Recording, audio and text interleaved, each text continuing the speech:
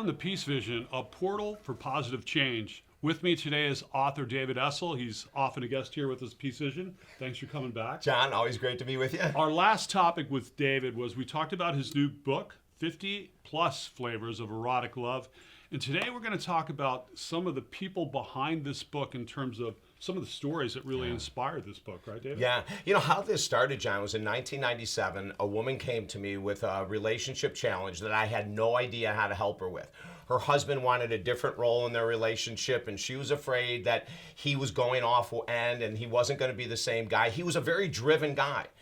And he says to her, I want you to start taking control in the bedroom. I want you to be creative and tell me what to do. And she was raised traditionally. The man is in charge. The man says what to do. And he blew her mind. So she came to me thinking there was something wrong with him. Well, 6 weeks later, working together, she fell in love with her role now that she used to be passive. Now that she's the assertive lover. And their relationship blew up in a positive way. We have a woman that came to work with me because she wanted more erotic intimacy with her husband. But she said to me on the first session, John, my husband's a CPA. He'll never go for this stuff, right? So she had this in her mind. So we had to reverse her mindset and open her mind. So she started leaving notes for him. You know, I'd really like to have this done and that done. And he was reading them, but he wasn't responding. One day she comes home and there's a note on the bed. And it said, I want you to take a shower right now. I want you to put your hair up because that turns me on. There's new lingerie and heels in the closet. Put them on. Lay on the bed. Underneath the bed, you're going to find a blindfold, you'll find candles, and you're going to find a feather. I want you to take out what you'd like to use on me. Put the blindfold on. I'll be home at 6:30. So here's this woman that knew her husband would never be into this. And as she's laying with her blindfold on, he comes into the room and she's blown away, right? And he said, very first thing he does, he leans to her ear and says, I've been reading the books that you've been reading and the notes from your counselor. I know what you want and you're going to receive it now.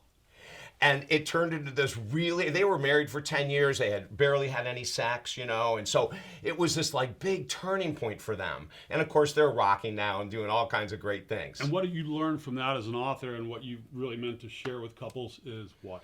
Communication. You know, like, be open, risk. If you're bored with your love life and you don't tell your partner, there's no way to heal it, right? So we say we got to be open and we're going to have to risk. A lot of the stories in the book, almost all of them, are clients that came to me bored in their love life and not knowing what to do, you know? There was a couple that did something really exciting. So they were together 25 years. They were both interested in having an affair, okay? The wife wanted to have an affair with someone, and now they weren't talking to each other.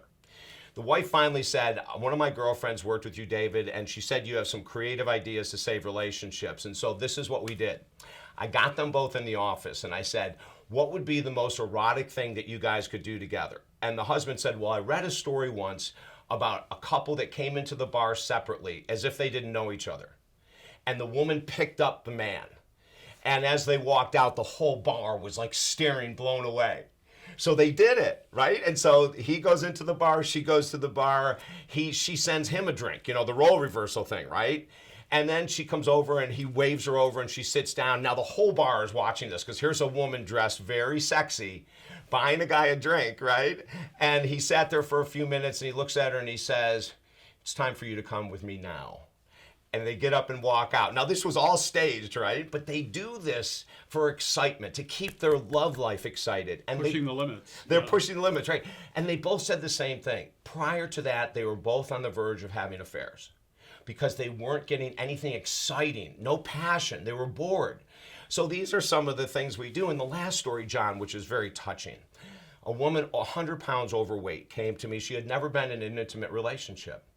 And she said, my girlfriends that talk about your stuff, sensual, erotic love, told me I should see you. She said, but David, I've never been sensual. I've never been sexual. I've never had a boyfriend. Look at how heavy I am. Look at how overweight I am. So we started working on her self-confidence and self-esteem. And I didn't tell her anything about losing weight, John. I never mentioned you should lose weight. I said, let's start working on the inside. So then she started buying lingerie. She had never worn lingerie. She started wearing makeup. She had never worn makeup before. Then she got a collar, you know, beautiful collar, which is a part of the book. We talk about, you know, the importance of a collar in love relationships and all that kind of stuff. And when you know it, 60 days later, she meets a guy, very average weight, who falls in love with her sensuality because she'd been practicing for 6 months of what it's like to be a sexual... How to feel beautiful. Yeah, how to feel beautiful, right? Yeah. And so there's stories like that in the book. You know, couples on the verge of leaving each other, couples on the verge of affairs, this young woman never thinking she'd ever find love.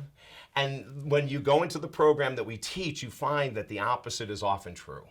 David Essel, the new book is 50 plus favorite flavors of erotic love. There it is. And where can we get this book, David?